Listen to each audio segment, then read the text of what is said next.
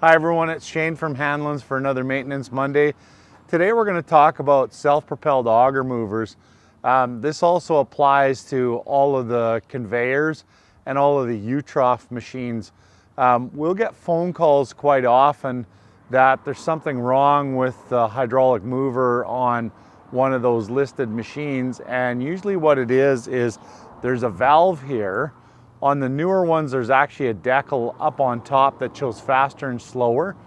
This valve that I'm moving here, that actually is to allow you to control the speed on your mover.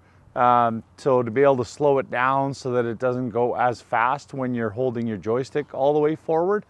And what happens a lot of times is somebody's coat or their coveralls grabs that lever, pulls it wide open, and then the oil is allowed to bypass here.